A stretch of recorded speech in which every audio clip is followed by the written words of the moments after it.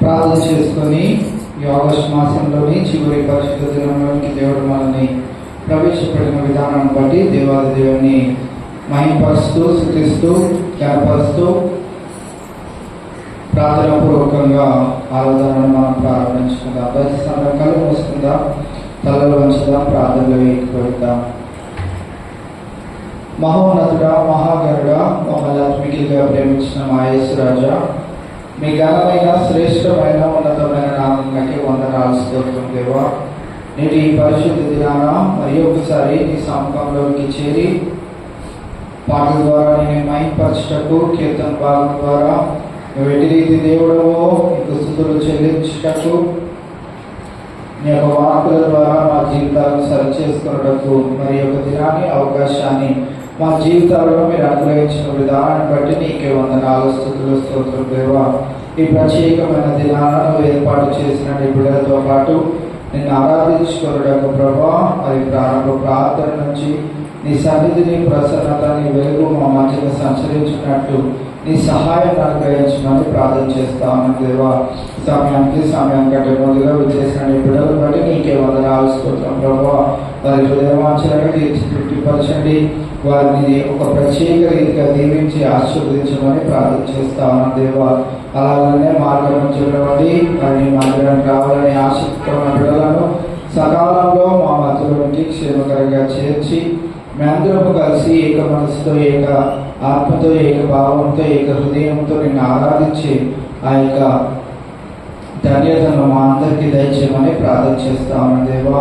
మరి ఈ యొక్క ఉదయకాల సమయంలో ఆరాధనను మేము ప్రారంభించుండగా ఆది నుంచి అంతవరకు మీరే అధ్యక్షత వహించి కేవలము మీకు మాత్రమే మహిమ, ఘనత, ప్రభావాలు తెచ్చినట్లుగా ఈరోజు జరగమైన ఆరాధన క్రమమంతయు ఉంటున్నట్లు మీ యొక్క సహాయం అనుగ్రహించమని ఈ ప్రార్థన ప్రభు యేసు నామములో అడిగి వేడుకుంటున్నాం మా తండ్రి.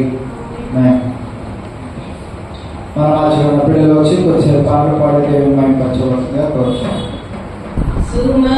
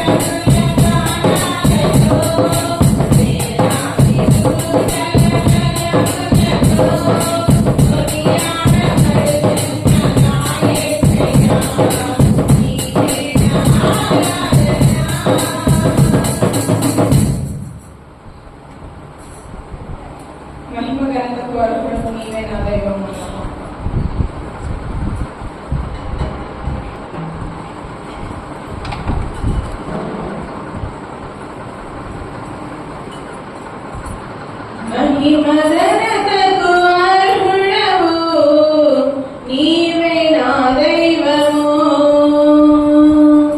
మహిమ ఘనతకు అర్హుడవు, నీవే నా దైవము. సృష్టికర్త, ముక్తిదాత, సృష్టికర్త, ముక్తిదాత, స్తుతులకు పాత్రుడా.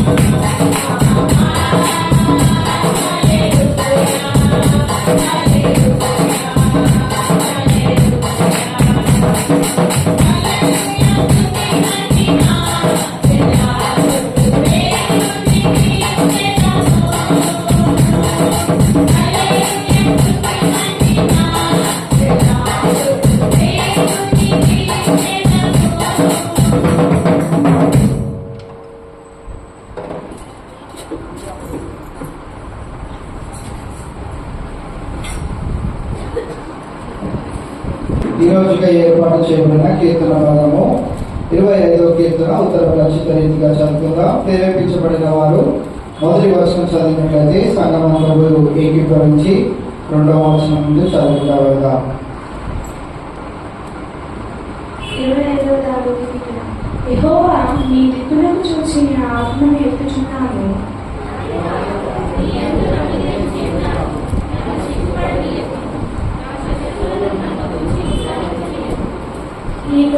నీ కొరకు కనిపెట్టు వారిలో ఎవరినో సిగ్గునందుడు, హేతువు లేకుండానే ద్రోహం చేయవారు సిగ్గునందుడు.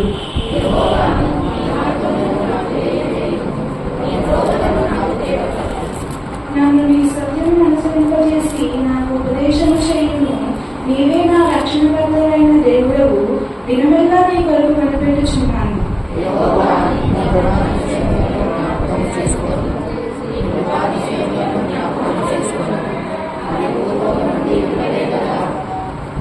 నా బాల్య పాపములను, నా అతిక్రమములను జ్ఞాపకం చేసుకొనుము. యెహోవా, నీ కృపను బట్టి నీ దయ చొప్పున నన్ను జ్ఞాపకంలో ఉంచుకొను.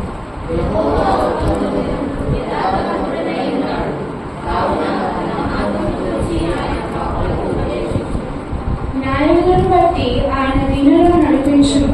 తన మార్గమును దీనులకు నేర్పును.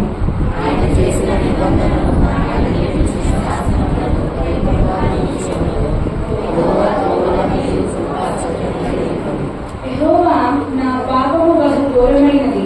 నీ నామమును బట్టి దానిని క్షమింపుము.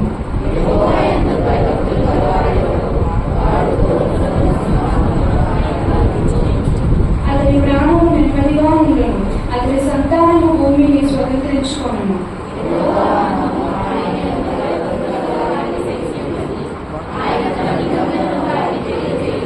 నా కనుదృష్టి ఎల్లప్పుడూ యెహోవా వైపుననే తిరిగి ఉన్నది. ఆయన నా పాదములను వలలో నుండి విడిపించును.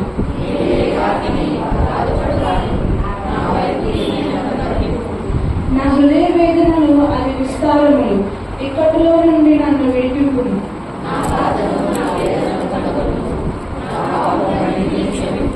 నా శత్రువులను చూడుము. వారు అనేకులు. క్రూర ద్వేషముతో వారు నన్ను ద్వేషించుచున్నారు.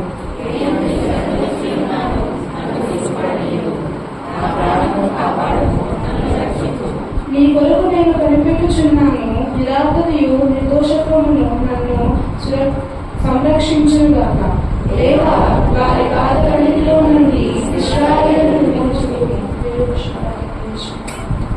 అందులో మా పాస్టర్ గారు వచ్చి వివరించాల్సిందిగా మనం చేస్తా ఉన్నాం. సండే స్కూల్ పిల్లలు సండే స్కూల్కి వెళ్ళాల్సిందిగా మనం.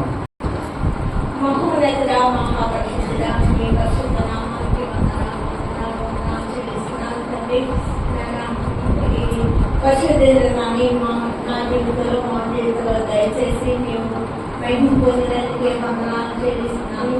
మేము చేసిన మేడలను, మేము చేసిన ఉపకారాలని నీ ఆలయంలో చెప్పుకొని నిన్ను సృష్టించడానికి ఆవరించడానికి మాకు ఇచ్చిన సజీవ తరుణం ఎంతో లెక్కలేని మాత్రం 25వ దావీదు కీర్తనను నేను ధ్యానించగల నాకు మారుగా మీరే నాకు జ్ఞానాన్ని, శక్తిని, బలాన్ని దయచేసి నాన్న విరగలిగిన చెవులను, గ్రహించగలిగిన హృదయాన్ని, నీటిలో పడే మంచి మనశ్శాంతిని నాకు మాకు దయచేసి ఇవే మహిమ ఘనత పొందమని నా ప్రభువును రక్షకుడైన యేసుక్రీస్తు పరిశుద్ధ నామములో వేడుకొంచున్నాను తండ్రి. 25వ కీర్తనను 3 భాగాలుగా విభాగించవచ్చు. ఎన్ని భాగాలు? 3 భాగాలుగా విభాగించవచ్చు. మొదటి 7 వచనాలు ఒక భాగం, 6 వచనాలు 8 నుంచి 16 వరకు ఒకటి, 15 నుంచి లాస్ట్ 22 వచనాల వరకు ఒక రీతిగా విభాగించవచ్చు. ఈ కీర్తన ముఖ్య ఉద్దేశం ఏంటంటే దేవుడే మన మార్గదర్శి, మన గైడెన్స్. ఎవరు అంటే దేవుడే. మనం తెలుసుకోవాల్సిన విషయం దేవుడే నా మార్గదర్శి అనుకుంటే మనకి కీర్తన అర్థం అవుతుంది. మనకి ముందు మనం ఏం చేయాలి? మనం కొన్ని పనులు చేయాలి. ముందు మన ఆత్మ శరీరాన్ని గ్రహించాలి.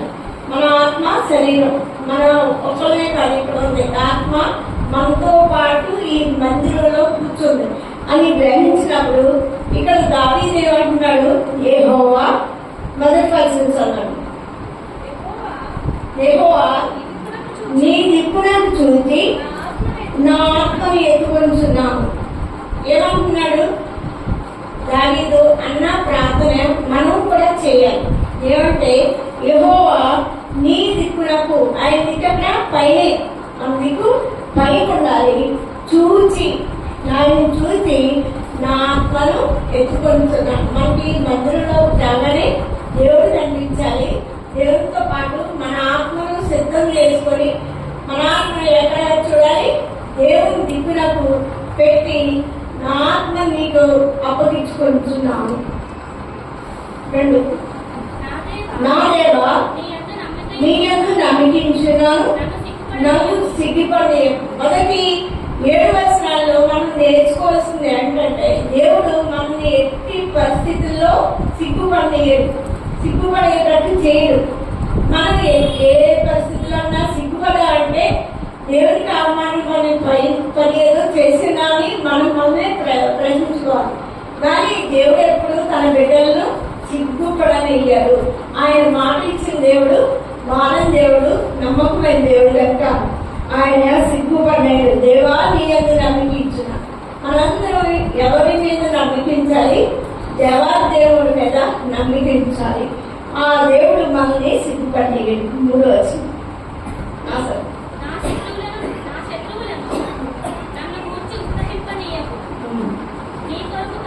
నీ కొరకు కనిపెట్టే వారిలో ఎవరు సిగ్గున్నారు? ఎవరికి సిగ్గుందంటే దేవుని కొరకు కనిపెట్టే వారికి ఎవ్వరికి సిగ్గుపడదు. అలా వాళ్ళు తల ఎత్తి ఎప్పుడు దేవుడు చేసిన మేలను, దేవుడు చేసిన ఉపకారాలని తలుచుకోవడమే తప్పితే భూమి మీద జరిగే విషయాలు ఏమి పట్టించుకోరు. కనుక దేవా నీ దగ్గర నా ఆత్మను ఎత్తుకొంచున్నాను. 2వది, నే దేవా నీ యందు నా ఆత్మను నమ్మికించున్నాను. 2వది, నన్ను సిగ్గుపడనీయము అని సెలవుతున్నాయి. ఎవరు సిగ్గుపడరంటే దేవుని వారికి ఎవరైతే కనిపెడతారో వాళ్ళు సిగ్గునందరు. పేరు లేకుండానే ద్రోహం చేయవారు సిగ్గుపడతారు. ఎవరు సిగ్గుపడతారంటే లేదు ఏ కారణం లేకుండానే ద్రోహం చేయవారు, పాపం చేసేవాళ్ళు సిగ్గుపడతారు. వాళ్ళ పాపమే వాళ్ళని సిగ్గుపడేటట్టు చేస్తుంది. కానీ ఏ పాపం చేయదు, ద్రోహం చేయని వారు సిగ్గుపడదు. సిగ్గుపడినయ్యాడు దేవుడు. కనుక హేతు లేకుండానే ద్రోహం చేయడు, సిగ్గుపడినట్టు. యెహోవా నీ మార్గములను నాకు తెలియజేయము, నీ త్రోవలు నాకు తేడపరచము. నన్ను నీ సత్యం అనుసరించే నాకు ఉపదేశం చేయండి. దేవుని మాట సత్యం అనేది కనుక ఆ సత్యాన్ని అనుసరించి మనం ఉపదేశం చేయమంటున్నాడు దేవుడు. నీవే నా రక్షకుడైన దేవుడు. 2వది, మనం దేవుని ఎందుకు స్తుతించాలంటే ఎల్ల వేళలా. లాస్ట్ వర్షం చదవండి, 22. దేవా వారి బాధలన్నింటిలో నుండి ఇశ్రాయేలును విమోచించి. దేవుడు మనల్ని బాధలన్నింటిలోంచి, వారమంతా, నెలంతా, సంవత్సరంతా, మనకు గడిచిన కాలమంతా కలిగిన బాధలన్నింటిలోంచి విమోచించే దేవుడు మనకు ఉన్నాడు కనుక మన దేవుడు నమ్మదగిన వాడు,